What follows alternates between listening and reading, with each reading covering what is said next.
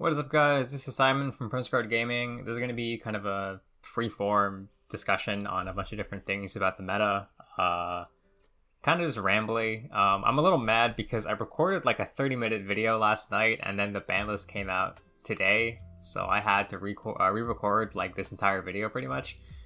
You're probably going to hear this on Tuesday the 21st because I didn't want to put this out on the same day as the day that like every YouTuber is putting out Banlist content. I think it's a bit exhausting, so I'm going to postpone this release like a day. Just going to talk about like the ban list, some upcoming product releases, some new decks that I'm excited about, not just in Burst of Destiny, but also like stuff like the Brave engine, that kind of stuff. Some meta trends, some more Swordsoul discussion, and just kind of all over the place. So there's going to be timestamps in the description for like different conversation topics, and you can kind of just jump around to whatever you're interested in. I think the elephant in the room right now is the ban list that did come out today. So if you haven't seen this already, then you should probably go check it out. Pretty minor list overall. I think a lot of these changes were kind of like slaps on the wrist to existing meta decks. And yeah, just gonna kind of go over it. I have a tier list open. So this is a spreadsheet I've been compiling over the past 2 months or so of like different premiere events, and it just tries to do like a representation based overview of the meta. And so you can see that there's pretty much 5 decks that are agreed to be at the top based on representation, and they're pretty far ahead of the rest of the pack. So that's Tri-Brigade, Drytron, Prankade, Invoke Shaddoll, and Virtual World. And I think there's really not much to say. I think the tier list also doesn't really capture how prominent of a threat Dragon Link has been in the meta recently. Like this deck I think is definitely one of the top, arguably top 3 decks in the format, and it's much farther behind in representation because at the start of the format when the YCSs happened, Dragon Link was not nearly as figured out at the time. But this deck is really good. It got off completely scot-free on this ban list, so there's no dragon hits on this list at all. So the deck is full power going into the next, or quote-unquote full power because they did lose Alpi, but more or less unchanged from its current iteration going into the next list. So Tri-Brigade is by far the most rep deck of the format and just the best in terms of results, and it got away with losing Barrage and 2 Tenyi, and so this is primarily going to be a hit to the Zodiac variant. I think Pure is still totally okay. The Zodiac variant lost 3 cards that searched zoos, which is really big, and Barrage was a great extender going second to break boards and stuff. I think with Tenyi going to 1, you now have 2 Rapier instead of 4, so your turn 1 Chakanines become a lot less consistent, because before you'd be able to like Tenyi for a Rat or a Thoroughblade in the right hands, and you could just instantly set up your Chakanine. And now just hard drawing 1 zoo doesn't necessarily guarantee the Chakanine anymore. It's a little more awkward to get into that. So it's, I think, a little unclear. People are still going to play zoos. I think they're still definitely probably playable, but significantly worse than last format. But you have to remember that when we got Dryden banned, people also said that the zoo stuff was going to die, and it still ended up being the standard version. So maybe Zeus is good enough a card to just still see that amount of play. We'll kind of see. There's like a case to be made for the pure version with Prosperity and maybe like Rescue Cat. Especially now the Crossout Designator is confirmed. This is also really good at protecting your Rescue Cat. And you can still go into Zeus with cards like Reg 2s, like you can make Sky Cavalry Centauria and still go into Zeus that way. So kind of unclear, but for sure Tri-Brigade is definitely one of the top decks still in the coming format, so keep an eye out for that. What's next? Drytron lost 2 Ava. I think most people are kind of scratching their heads at this one because with 1 Ava they can still get fodder off their Beatrice. They can still just send a Drytron with Beatrice. So the thing that makes this, I guess, a real hit is that they can't Ava twice now and then just have double Orange Light, and then even if you break the Herald, they still have double Orange Light. And that can be irritating, and so it essentially means that you still have to be pulling hand traps, cards like Cycle Reader, Dual Lockbird, to stop Drytron.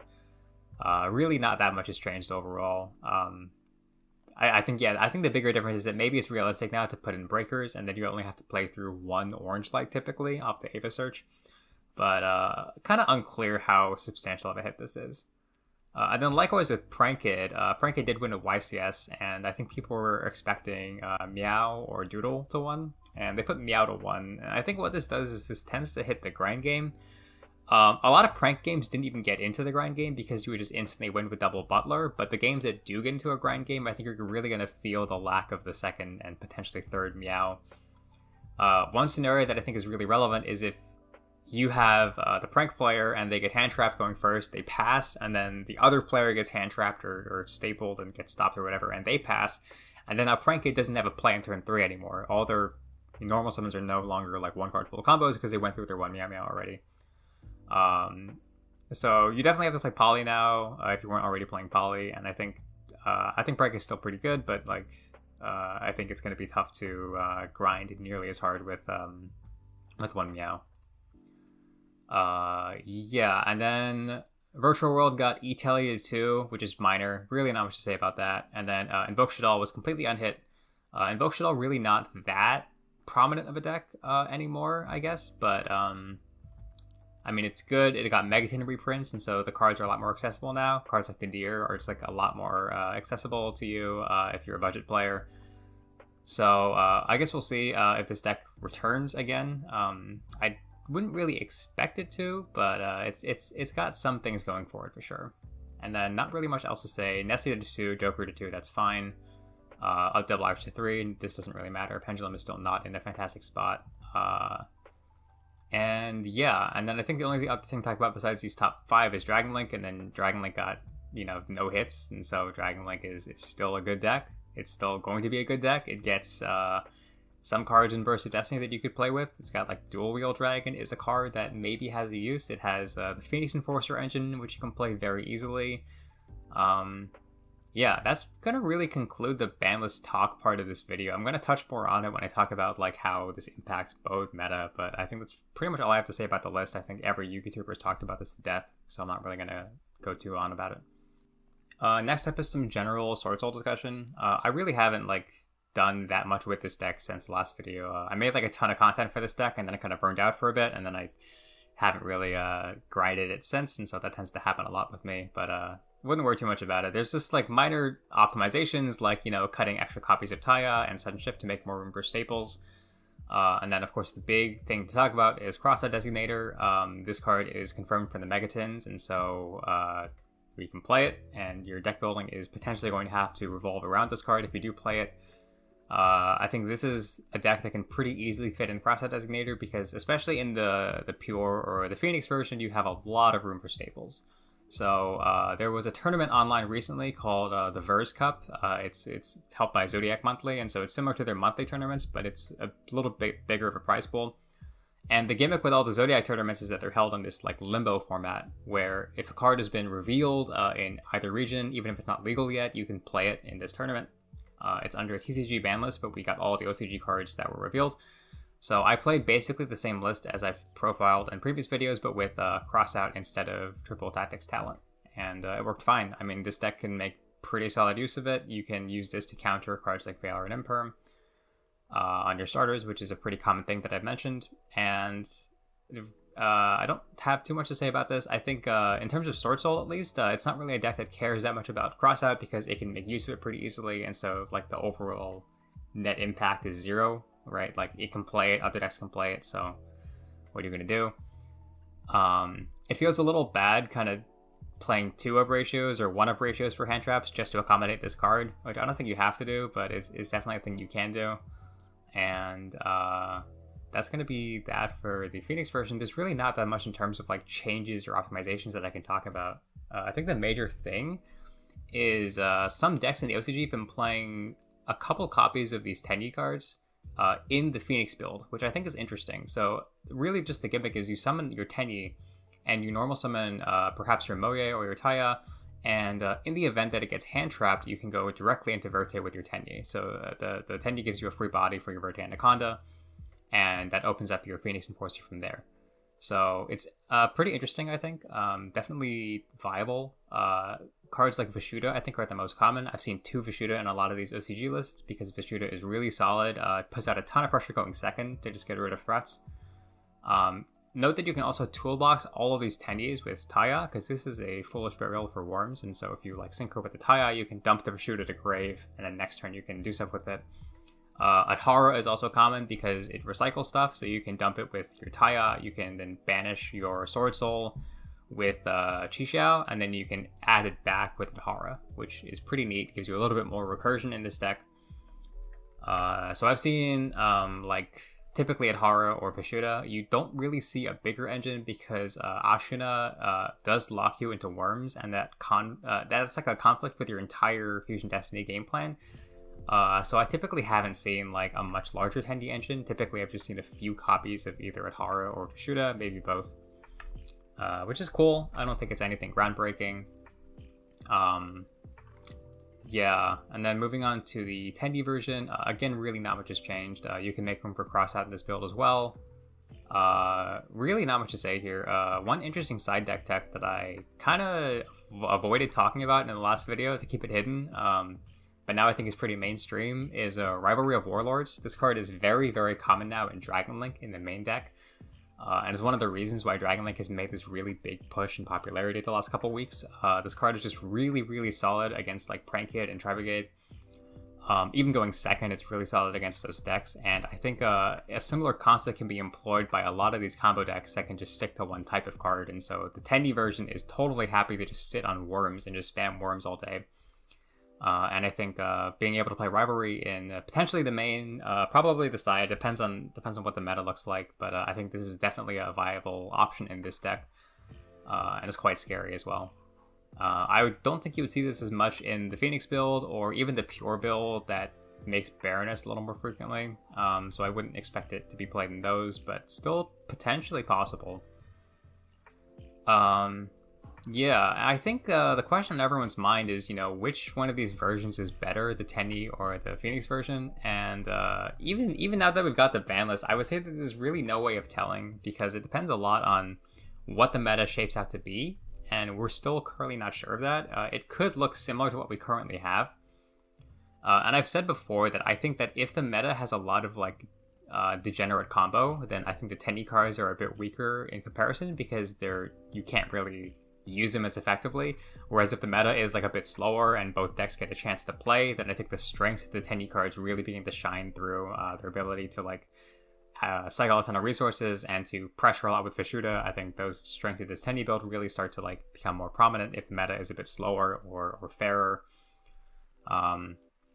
I don't think anything super degenerate exists in the format besides Drytron, which got a bit weaker. I don't necessarily know if you can get away with playing this version into Drytron, but the deck may just be not that good that you don't have to like build your entire game plan around it. So yeah, I'm kind of just like on the fence about what's up. I think it's just going to be testing and seeing what's going to happen in terms of how the meta shakes out. One thing that's for sure is that if you plan on playing the Phoenix Swordsoul deck in real life, it's going to cost a lot more money, because I think Prosperity is like borderline mandatory in this version. You can't play Desires because of your Destiny heroes. It's just not an option. So you're either playing like no pots or you're playing Prosperity. And I think the strengths of Prosperity are way too good in this version. I think you have a ton of free banishes just to dig for cards, and being able to hit Fusion Destiny or even Crossout Designator now off your Prosperity is really, really big in this version. So I would say it's borderline mandatory in this list. And that's going to pump up your cost by, a couple $100 for the Prosperities alone. And then Verte and Phoenix Enforcer are probably going to run you another $100 or more. So I think if you're looking to play this version, it's going to instantly be like double, potentially more than what you would go with other versions. Whereas the Tenyi build, I think, is a ton more budget friendly. All the Tenyi cards are pennies, basically. Desires is much, much cheaper than Prosperity. And so as long as the actual Swordsoul cards don't really break the bank, I think this version is going to be a lot more budget friendly to the average player. Obviously, you don't have to play Crossouts in this deck either. So yeah, that's pretty much my thoughts on current Swordsoul. I think the last Swordsoul thing I want to talk about in this entire video is going to be the new cards that got announced, I think about a week ago. They are in Battle of Chaos, which is the next main set after Burst of Destiny. So there's it's going to be a couple months until these cards are ever relevant for us, and so we probably don't really have to think about them. I just kind of want to briefly touch on them. So the first one is a level 10 Synchro. It needs a Worm non-tuner, and then it has a draw effect, which I think is mostly irrelevant, and then it has two banish effects similar to Draco Berserker of the Tenyi. So where Draco Berserker banishes when your opponent activates a monster effect, this card banishes if they special summon or if they use a spell trap card or effect. And then it does burn damage. So I think this card has been a little underrated online. I think there are some uses that make it pretty strong. I think against cards like Eldlich cards, this is good, and I think against the Brave Engine also, which I'm going to talk about later in the video. They have a spell card, a continuous spell card, Journey of Destiny, which adds their good cards more or less, and you can use this to banish Journey of Destiny, and it will stop them from adding those good cards. And I think that's a very, very strong use. That gives this card a bit of a niche. And I think also the burn damage is minor, but it will add up because you're going to bring this out with Long Yuan most of the time. And so if you can get both of these effects off, that is 3,600 damage, which is it gets to the point where that amount of damage is substantial. So I wouldn't sleep on it. I don't think this is the best card in your extra deck, not by a wide margin, but you have enough room in your extra that you can probably justify it. And in the Tenyi build, this card is good too because you're not really, you don't make Baroness as often in the Tenyi build because of Ashina, so sometimes your end board is going to be like Qi Xiao, Changying, and you can pivot into this instead of Changying because it's also a worm. The other card they got is a Continuous Trap. I'm really not going to say much about this. I think it has some use in the mirror because it has an effect where you can banish a Swordsoul or a Worm Synchro from either field if a card becomes banished. But I think apart from the mirror, I don't really see this card seeing much play. We'll have to see. And since this card isn't really going to be relevant for us for a couple months, I'm not really going to waste too much brain power on it. Yeah. Also, I lied earlier. I'm going to talk about one more thing that's Swordsoul related. It's going to be about like hand traps and just cards you can tech to that are effective against this deck. So a couple different things I've heard being suggested. I think I'm going to bring up another deck list actually, and I'll talk about this one in a bit. But I think Ghost Ogre is what I want to focus on. I think this card is actually in a really solid spot for the next couple months, honestly. I think it's kind of slept on right now, and it's just, I think it's good against a lot of things. I don't know if it's main deck worthy necessarily. But I've talked a lot in the Swordsoul list about how you're trying to play around cards like Valor and Imperm on your starters because you'll be left with your Moye or your Taya. You can summon your Tuner Extender and then you can go into your Synchro anyway, or you can go into a card like Vertic Anaconda. And the thing about Ghost Ogre is that Ghost Ogre kind of prevents all of that from happening. So if you Ghost Ogre their Moye, they get left with this Tuner token. And the Tuner token is locking them out of anything besides Synchros the entire time. So they can no longer Link Summon, they can't Fusion Destiny, which is huge, by the way. And all their Tuner Extenders, like Instant Fusion, no longer do anything because they have a Tuner token, not a non-tuner. And so I think Ogre is just a card that is awkward to play around in the Swordsoul deck, and I think it's worth considering for that, maybe. It is not very good against Long Yuan, which is the biggest thing. Like if they start with Long Yuan and summon a Baroness, there's really not that much you can do apart from Gamma and Token Collector.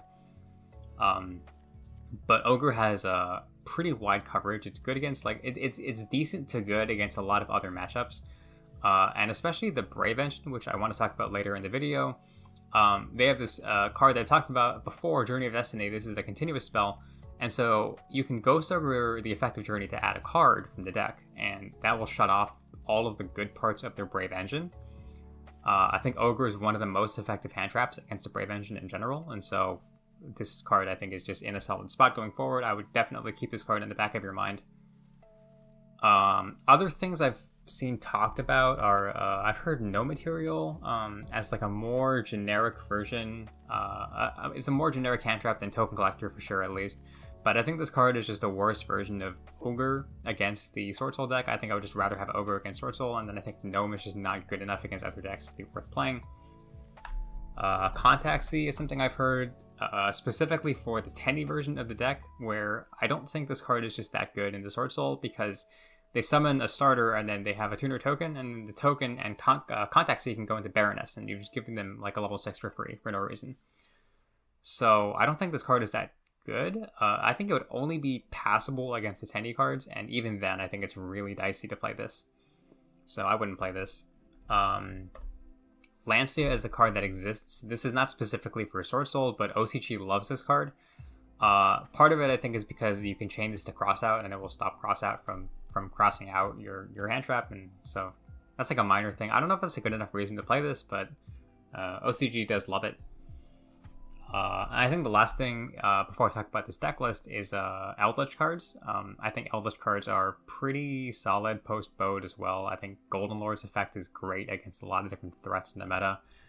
Imagine they have a Phoenix Enforcer, and you use Lord Effect from hand to send the Phoenix Enforcer to the grave, and they have to kind of chain it and pop itself, and it's one of their own cards if they want to keep that loop going. So it pressures out a lot of that destruction. It basically baits out that ability for free. And then if you can summon an indestructible Lord, they can't pop it with Enforcer if it stays on the field. So Lord is good. I think Lord and like a Sanguine, for example, will break the entire Swordsoul setup by itself. So imagine if Swordsoul has like Baroness, Chixiao, and a Sudden Shift set. And you go Lord Effect, pitch Sanguine, target the Baroness. They have to negate with Baroness, and then you can tag out the Sanguine to a spell trap. And then you can send the spell trap to summon back Lord with 3500. He doesn't die to Sudden Shift, and if he's your only card, they can't activate Sudden Shift anyway, and then you just attack over the Chixiao, and then it turns off to Sudden Shift. So, Lord by itself single-handedly is extremely good at breaking these Swordsoul boards, so I think Eldlich cards could potentially make a bit of a comeback. Especially if we get reprints for this in Maximum Gold. Yeah.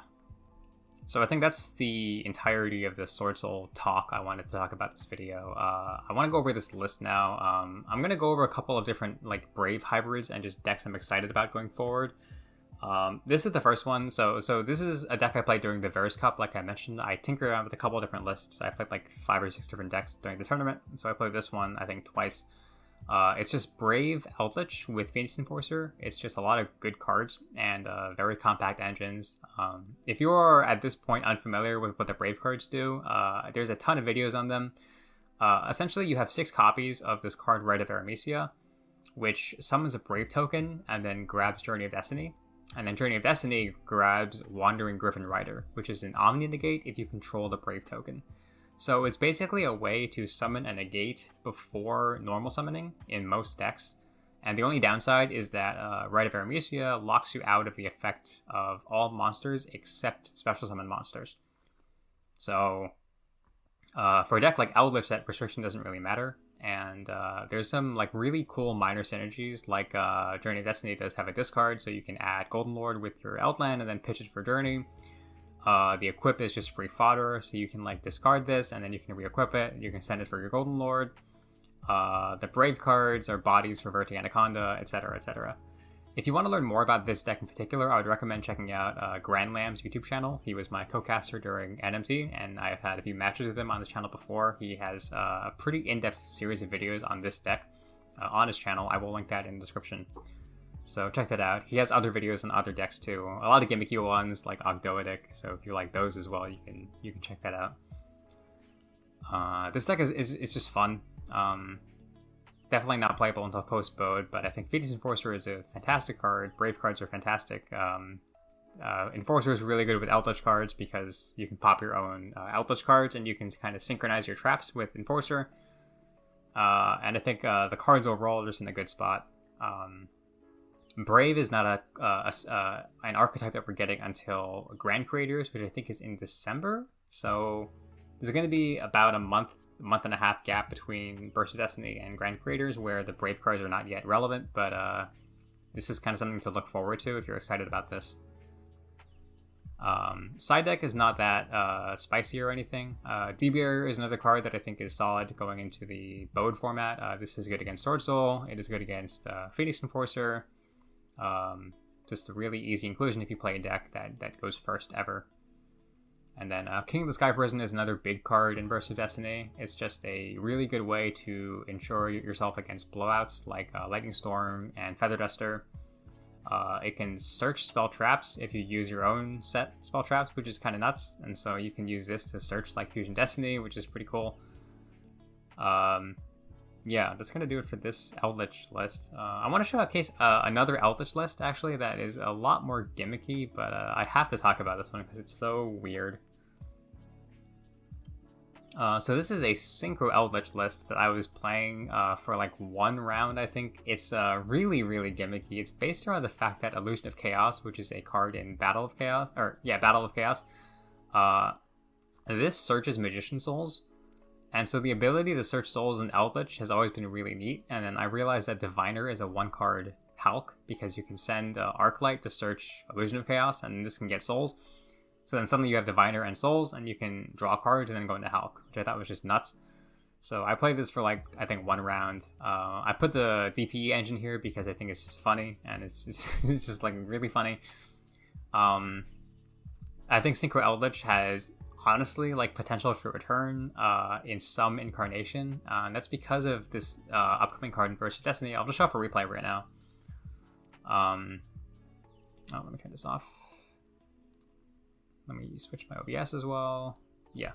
So Diviner will just dump your Arclight. You'll go into this, and then go this for Souls. You can draw cards if you want. And the cool part about the Illusion of Chaos is that this also has an effect that puts back Garnets. And so in this list, you're playing cards like Despot and Coltwing, and so you want to put those back to your deck, which is pretty neat. But off of just Hulk, even before Battle of Chaos, you can do this in Bode because of this new card that we got in Bode called Cupid Pitch, which is a card I'm going to talk about a bit in this video. So you make Cupid Pitch with Despot and a token. This card has a couple of effects, so it changes its level. So in this case, it's either going to be 3 or 5. We're going to make it 5. And then when you synchro with it, you can add a level 8 or lower monster with 600 defense from your deck to your hand. So there's a lot of cool things this adds. Some examples are Psychic Tracker, I think is one. Virtual World cards. They can add Lulu and Lily, I think. And then there are a bunch of weird extenders that I can just grab for free. So like Hop Your Squadron is one. Caligo Clawcrow is another.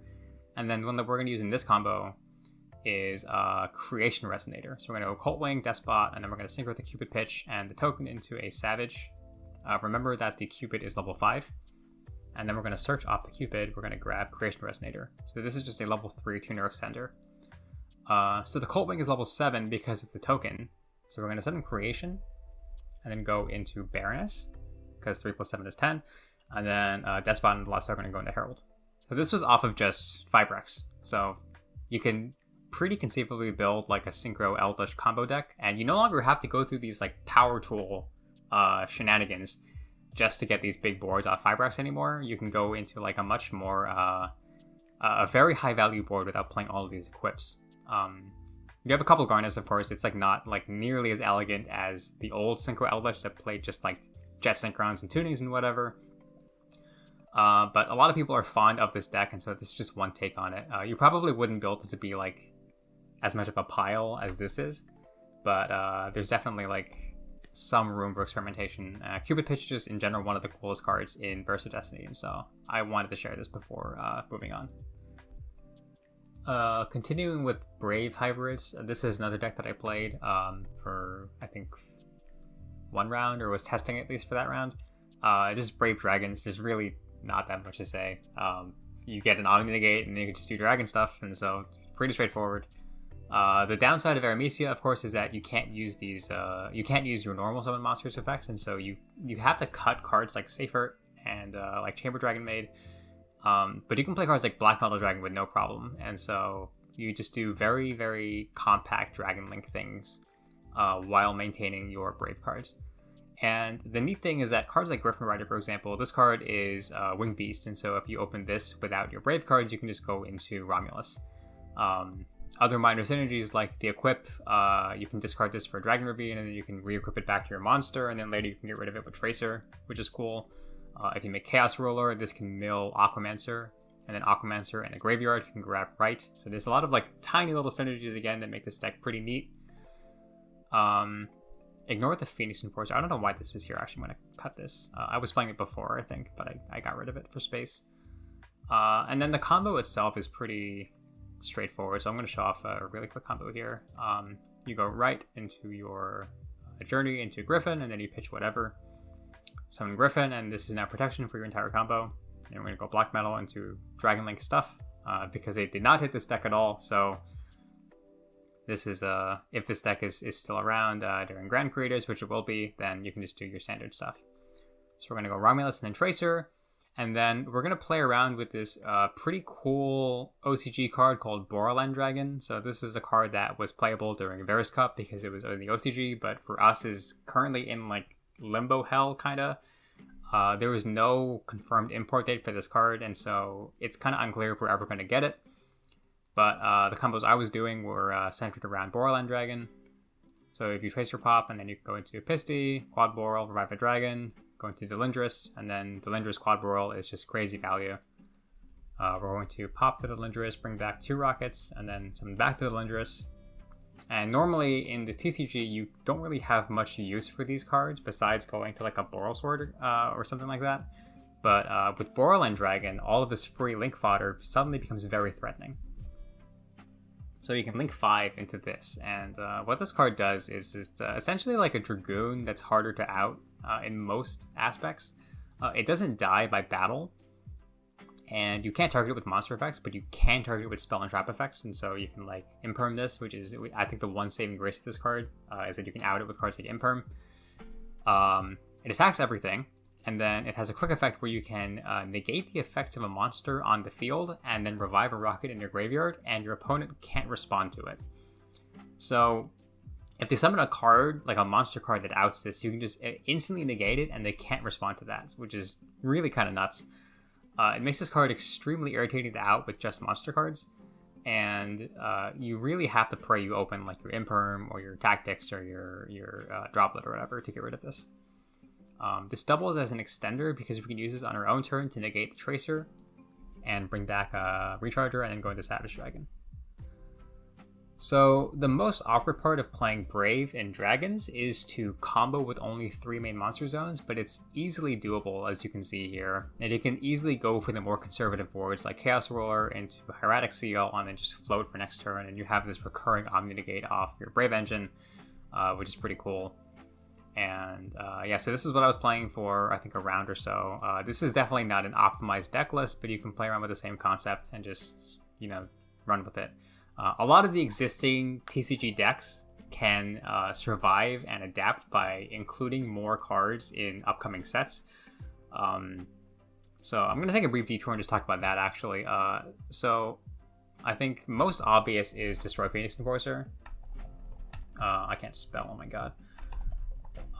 This card can be played in most of these modern decks, I feel like. Dragons and Tri-Brigade are the 2 that come to mind, especially because I've shown in the previous videos testing against Dragons with Phoenix Enforcer that this card is very strong in that deck because they turn out so many monsters and it's so easy for them to just get to Verte Anaconda, even pass like Nibiru or whatever, and just summon this card. And then Destroy Phoenix Tri-Brigade is a very common deck in the OCG as well, because the reason why you don't see Dragoon played in Tri-Brigade is because if they link off their Bearbroom to get the Revolt, then Bearbroom will lock them out of summoning monsters that aren't Tri-Brigades after that. So if you link Bearbroom into Verte, it doesn't work. But in the OCG, what you can do is you have Farragut, a monster, and Bearbroom. You link the Farragut and the monster into a Verte, and then you summon Phoenix Enforcer, and then the Phoenix Enforcer will actually destroy the Bearbroom, and you can search Revolt that way. So this hybrid works, and the Dragoon hybrid doesn't. So this deck becomes very popular in the OCG because of its ability to summon Phoenix and then still get Revolt, and then even if you power through your whole hand, you have Celestial next turn to restore your hand advantage. So I would keep an eye out for that. It's definitely an easy way for Tri-Brigade to adapt. Another one that comes to mind is the new Lyrilusc support in Synchro Storm, which is the set that Baroness comes in. A lot of these cards are just nuts, and this deck lost basically nothing with the Banlist because the Tenyi hit is not really that relevant to the Lyrilusc build. They still have 3 Fractal to set up all of their birds in grave. You can like Fractal send, I think Cobalt Sparrow is the big one. And the deck basically just summons double Recital Starling without the normal summon, and then goes into Utopic Draco Future as a monster negate, and then just does Tri-Brigade stuff. And it's really kind of nutty. You can summon these giant Nightingales and Ensemble Robins with like 10 material, and just like, I don't know, it's kind of nuts. It has Zeus access. Really swarmy deck that I would keep an eye out on, and definitely another way for Tri-Brigade to adapt in the upcoming format. The most obvious Brave hybrid is Brave Pranked. This is one that you've almost certainly heard about online. Again, the synergy is really self-explanatory. Pranked is this deck that is notorious for dying to a hand trap on its first effect, and this is even more true now if Meow Meow is at 1. And so the obvious workaround is you just summon a negate before your first effect. So really not much to say. There's some really minor synergies too in this deck. Like Journey of Destiny is really huge at protecting your Prankids. You can, like, if you go like Fansies into Meow and you have Journey of Destiny up, you can go Fansies, Chainlink 1 Engrave, and then Chainlink 2 Journey of Destiny, and then they can't Ash your Fansies. So even more protection on top of that. So this is another version I would expect to see in December when we get Grand Creators, and definitely be aware of this. What else is there? Brave stuff. Phantom Knight, this is another one. I don't play this deck, so I don't know much about this, but this is the deck that is, I think, basically tier 1 now in the OCG, single-handedly because of Brave cards. So be aware of what this deck can do, and the end board is basically your Bardish plus your Fogblade, and then a Utopic Draco Future that you made with 2 Leviaires, and then Phoenix Enforcer, because you can make Verte very easily in Phantom Knight. And if you're unfamiliar, Aquamancer is a level 3, and this has a graveyard effect, which means you can dump this with Cherubini, and that is the entire reason why this deck works. So I don't think anyone was expecting Phantom Knight to be like a huge deck in the OCG, but this is really just kind of come out of nowhere to become this tier 1 deck. So yeah, I think that sums up all of the Brave stuff I wanted to talk about. There's one more potential hybrid, which is the Virtual World hybrid, which I don't know if it's that good. I know OCG's been trying it. They go into Brave cards, and then the Virtual World tuners let you make cards like Baroness, because you have this level 4 token and this level 7 Griffin Rider. I haven't really explored that as much. Another Virtual World hybrid that I think is pretty funny is the Synchro version with Fibrax. So I'll show off an example combo here. So the card Psyreflector is a 1-card Fibrax, and the very important niche of Psyreflector is that it is a Psychic tuner, and so you can trigger this on Special Summon. So with E-Telly coming to 2, you can now E-Telly for Psyreflector, and then you can go into Fibrax, and it's just a cool way to combo. You do have the drawback of playing 2 Garnets. You have to play Assault Beast and Assault Mode activate. So instead, if you prefer, you can play cards like Deep Sea Diva as a much lower commitment way to get to Fibrax.